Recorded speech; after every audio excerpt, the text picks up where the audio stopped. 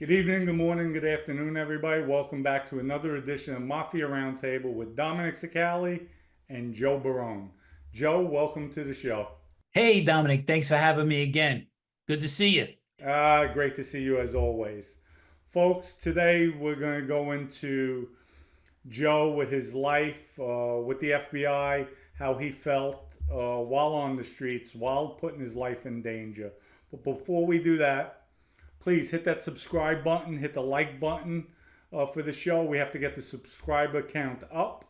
We've been a little stale lately, haven't put content out, so coming at you, hit that subscribe button and the like button. Also, I'd like to thank our sponsor, EG Vodka. Go to egvodka.com, order it today. Order 6 bottles or more, shipping is on me. Put the promo code FluffFluff in, and you're getting a premium vodka at an average price. With that, Joe, come on board. It's your turn. Okay, so I was thinking we talk a little bit about how I was when I was working with the FBI. Of course, when I joined Team America, it was after a big letdown about my dad, as you know, as we Right. told you was previously. Uh, but I was trying to adjust to the fact that somebody killed my father, and I wanted to know who. I got kind of close to, believe it or not, my handler. His name was Vincent Pizzuti. He's retired now, or at least working in some sort of federal something, doing something with taxes or something. But he was Italian, and so we sort of had a little.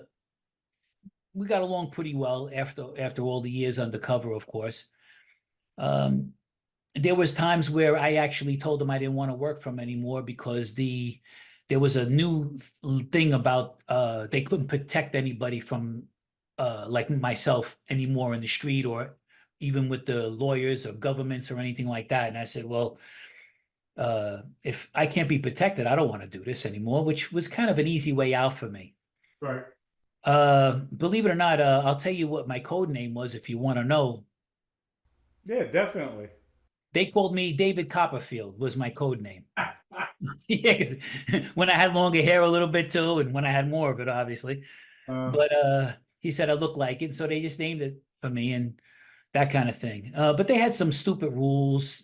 They had to talk to me every 3 months, and I couldn't talk to anybody else. They said later on, I found out when I went to trial, they would come unless I signed a piece of paper. So I should say, okay, listen, everybody, I can't be bothered right now. They had no grasp of what it was to be undercover. See, on one of our last episodes, it was sort of like I was a spy. I was living a lie all that time for right. over 18 years. All my friends thought I was a gangster, and I was lying to everybody. Um,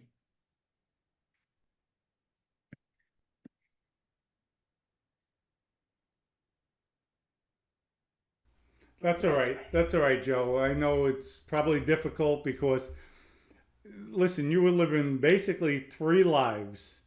You had the undercover life, you portraying a life to us, and then your real life. Like, it must have been difficult, playing all different identities. And it's surely throughout the years, trying to keep, who knows what the truth was at the end of the day, as far as your mental state with everything, just going back and forth. And I'm sure that prohibited you from having a sincere relationship with having maybe a family of your own with kids and everything. But you know what, Joe?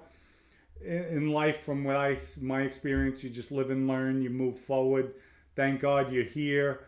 You're out. You're not doing life in prison like the feds wanted you to do at the end of the day. And thank your lucky stars. You have your health, and you could live life normally now. Yes, that's there's a right. lot of issues I'm sure you're dealing with, but everything will come out. Hopefully, coming out on social media will give you a release button where, okay, now we're talking, you're letting it out. You're tapping into the real Joe Barone, not the David Copperfield. I thought I was going to get my day in court when I was trying to sue the government because of but they knocked it out on summary judgment. I think they kind of knew that I would be a good witness on the stand because I actually took the stand in my trial. Right. Uh, but see, a lot of people don't realize what it is to just live a lie your whole life. Um, you hurt people that you don't want to hurt. You have to sneak out in the dead of night from the people you love Right. to obtain a secret meeting, maybe, or maybe not even to come back. I mean, whether I was in public or even alone, I always had to portray the man I was trying to be because look, you know, I was around you all the time. If you had the least suspicion of me, you know, Oh yeah, back then I would have killed you. I would have killed you in a heartbeat, no doubt about it. exactly. And you're not easy. You gotta remember, you're not the type of person who I could just walk up to you and tell you a story and hey, you're gonna believe it. Right. You know, so I mean, they don't realize that how hard it really was. And then especially the way I felt about you to have to say things or like, you know, lie about things I knew about you. Right. Like I said, our lives were different. I went with the FBI because I was under the assumption that the wise guys killed my father. Right. I'm not sure if that's even true anymore. Because in all these years, did anybody ever find out who killed my dad? I mean, you know, did anybody cooperate, come forward, say, okay, I know what happened to Joe Barone? You know, everything is just very suspicious because of what happened with him. And so that's what set me on the path. Matter of fact, Vincent took the stand against me in my second bid on the trial that I went to. And he was known to be his specialty in the FBI was Now, Vincent, excuse me, Joe, that's your handler, right? yes, that's the handler, Vincent Bizzuti. All right. Um, sometimes when I talk, I think everybody knows what I'm talking about. I have to make that clear. He actually he was not a therapist, but like a kind of a profiler type of guy. Right, right. Usually they are. Usually they are the FBI agents. So my attorney Jose Muniz called him out on it. He said, "So you really knew how to work Joe? You know, he knew what would set me off. Right away, you hear the death of your father, and all of a sudden, you know, Right. uh, but so he kind of knew. So he worked around that, and but he acted like he was my friend. Do you realize I don't know if you guys are familiar with White Plains. There's Bloomingdale's up in White Plains at that time, and I would meet him in the parking lot up there because they used to have an FBI headquarters in the Sheraton in New Rochelle. Right. I've heard of that. Yep. Yep. Yeah. Now I never met him there, but I meet him at like a Taco Bell or someplace far away, someplace where no one would know. But I would be in touch with him all the time by phone. So we met one time up in Bloomingdale's, and I said to him, I said, "Did you ever hear this song?" So I put Tennessee Ernie Ford in there, 16 tons. I didn't know he knew it. Well, he sung every verse, and so him and I were singing in the car. You know, like you load 16 tons, what do you get? Another day older and deeper in debt. And we were singing it together. Right. So he was And like, kind of folks, like, that's you know, just a little. That's a little taste of his singing without the guitar. Wait till you hear him going. thanks. But anyway, he says, so, you know, and we would talk. And he even told me about his children. Right. Told me when his father was sick. I asked him if he needed any help. I mean, so it was that kind of relationship in a way. Right. But it turned, I couldn't believe he actually You took the you stand. felt like he was your friend. He made you feel comfortable. They had your best interest at heart, and he lured you in. That's what they do, Joe. Think about it too, Dominic. I mean, I was scared of what I was doing. I mean, I'm not going to lie. I knew I wasn't doing the right thing. I wasn't happy doing it, of course. And so he, you know, tried to make it sound like you're doing the right thing, especially since I thought I was already betrayed by the wise guys because they killed my father. Right. Right. So now where else do you turn? So that's why when I went with them, I thought they were like with me. And that's why their betrayal to me is even worse than what happened to other guys who kind of go against somebody else, because these are supposed to be the good guys. You know what I mean? They're supposed to be the law and order. They won't do anything wrong. But they did. They did on my case, and they lied about me. You know, you and I been around wise guys. Right. Well, you were actually were. So, I mean, I was like the associate, but still, if you think about it, remember they used to tell you stories. Hey, they put a guy on a stand against me, and I never even met this guy. I lied, and so I would say like this to a guy, "Really? They did that?" And I would pretend like I believed them. But when I walked away, I said, "This guy's nuts. They can't do that." Right. But they do it, and I was like, "How did they get away with this?" But because they have the paper, the media, they control all of that stuff. They control what they write. They can put in the paper something bad about you, and you got to prove yourself right. You're not innocent until proven guilty. That's a farce. So the FBI betrayed me in the end. I mean, like I could see about your where you come from because I understand your story. And I believe what you say. They actually give you like a second chance. And I think we've discussed a little bit of it. Yes.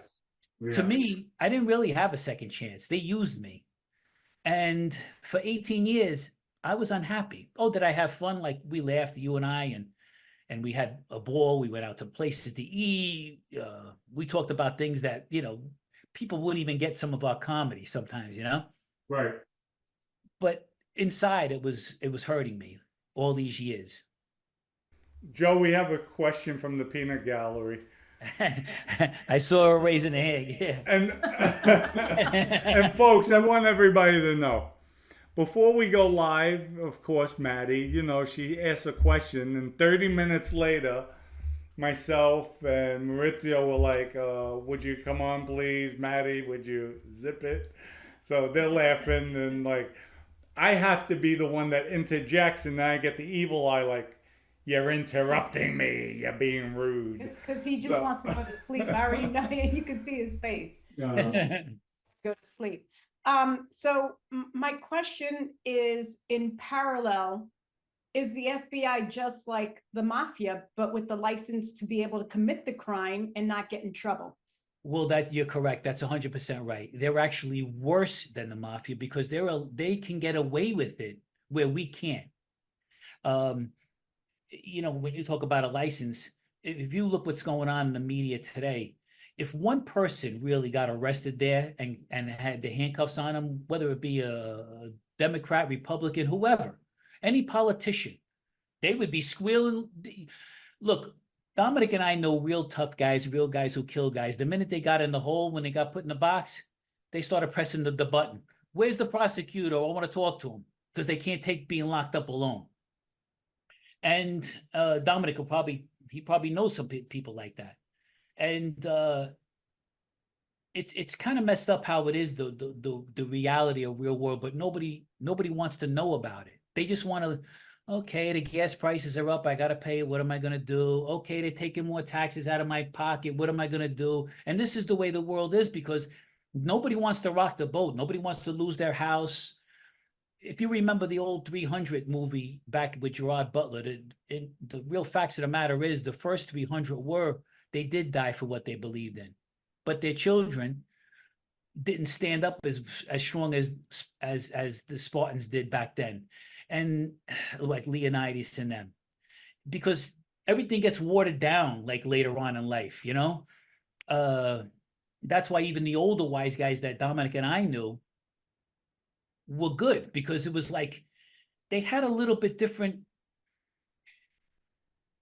They wouldn't kill you as fast or whatever. You know what I mean? Like they had better. they have more integrity, they have more honor, they have Yes. more substance about them.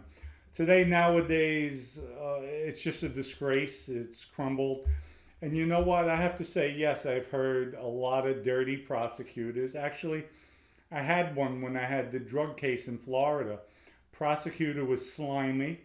The DEA was even worse. So that was my experience, but you do have some good ones. And I have to say, the Greg Andres, Nicole Argentieri, Taryn Merkel, John Beretta, who I didn't like, they were fair. They were honorable. They didn't look to bend the laws or use it in their favor. And so were all the agents from Robert Yepler, Michael Breslin. They were all good with me as far as they would buy the book. They didn't play games, and they said, "Here's what you have to do. You do that. At the end of the day, we'll do what we have to do to try to help you come home."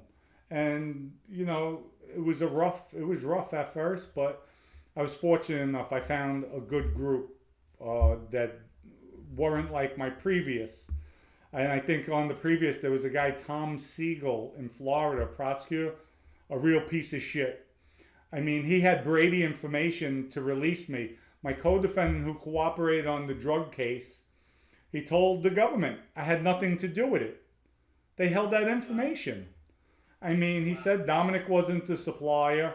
It was Dominic's half ounce, but that was it. Dominic, as soon as I gave Dominic the money, Dominic said, don't deal with them, they're cops.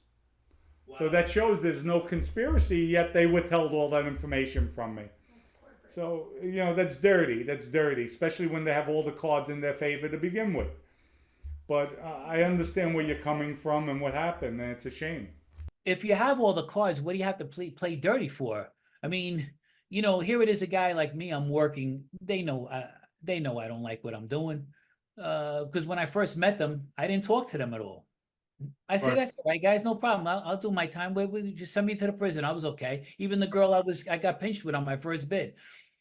I told her, don't worry about nothing, honey. Don't say nothing. You're all right. Because I was willing to take all the heat for it. I got arrested on my first bid at the Thomas C.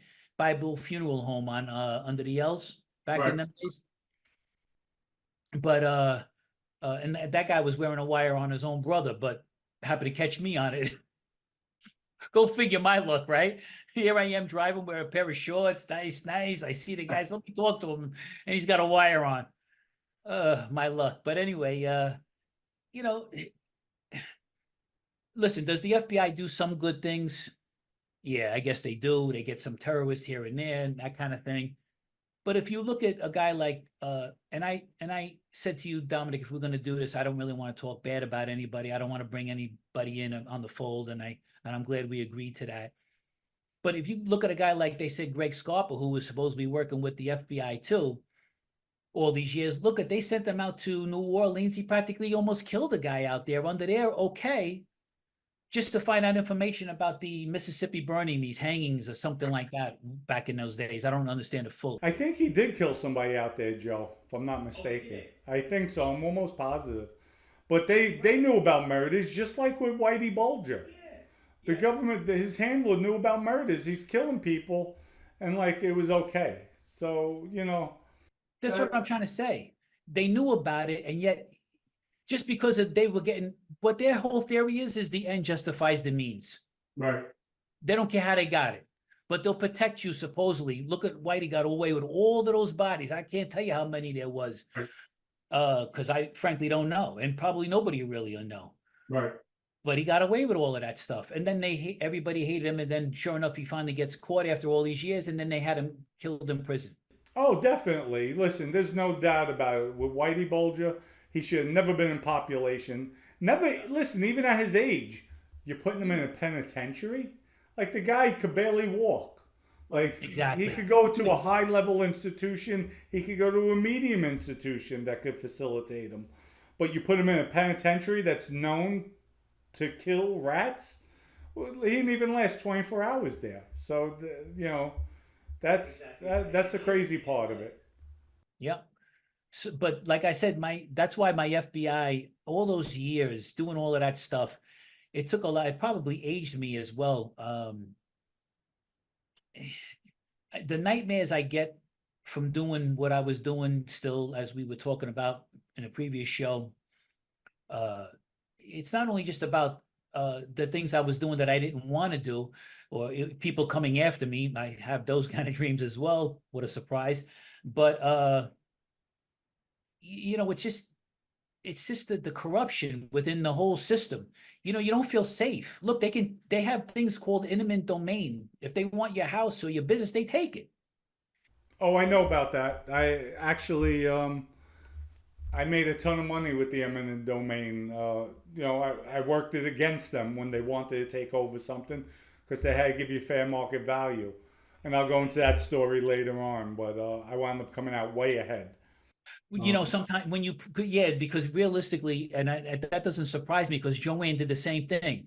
They closed one of the diners on Baychester Avenue, right on the corner of Baychester Avenue and Boston Post Road. Right. they took that over. They never gave her what she was supposed to get. So she took them to court and all of this stuff. And finally they had to give not only what she got a little bit extra. Right, right. And because it's illegal, come on. I mean, you see, everybody thinks you own something here. We don't own anything. Dude, we don't own shit. It's nice the banks give you that illusion. Hey, here's the American dream, own your own home. And that's not true. That's a farce just so the banks can make the money. On the mortgage, you got to pay every month. You know what I mean? But, I don't have all the answers. I'm not a politician or anything like that. All I know is what was done to me, and I was burnt in a bad way. Because, like I said, I didn't want to be around the wise guys anymore because of what happened to my dad. And then I joined Team America, and then Team America stabbed me in the back. Now where do I go? Matter of fact, if you don't mind, can I show you something? No, go ahead. Go ahead. This was one of the articles in the paper about me. I don't know if you could see it good. Yeah. Okay, this came out in I guess in February 7th, 2011. Right. Rat in a trap. Because who do I go to now? Where do I go? They didn't only just throw me to the wolves, they threw me to the whole jungle. Right. And you beat the case. I'm sorry, Dominic? And you beat the case. And that's why they tried to set me up with another guy where I'm living now, a friend of mine, actually. They tried to, because some of the things that he said to me on a phone call, I already said at my house. They were recording me from my house phone. That was back then. Yes, about 8 years ago or so, or more. Wow. Well, after you beat the case? After I beat the case, yes, because they wanted me to get in trouble again. They figured, what am I going to do for money? That's the reason why I had the lawsuit against them, because I figured once I win the lawsuit, I can probably kind of go off and kind of hide a little bit better. But right. You need resources to kind of get off the radar. Yes, you do. And then how am I going to keep a roof over my head? Right. Who wants to be your friend sometimes, Right. And starting over is difficult. It's not easy, especially at our age. That's correct. A lot harder. I mean, I couldn't just go see anybody or go places. I couldn't do like we remember when we had the houses, and how am I going to get into construction? Even regular people were afraid at one time to be around me. I can't blame them. Well, Joe, now you have a pathway. We reunited. We have a lot of good things coming out. Folks, stay tuned for more Mafia Roundtable, because we have a lot of good content, stories, and you'll be hearing about future things we'll be doing. Right, Joe? Oh, yeah. We're going to show stuff that probably hasn't been seen. And what the best part of it is that it's going to be coming from real stories. No fake stuff, which is good. And when you talk to people like us who actually lived it, especially since you lived one life, I had to live both. And the collaboration we have together with it's really going to be mind-boggling to a lot of people, even some wise guys, not just regular people. Yeah, no, it's definitely powerful. It's definitely powerful.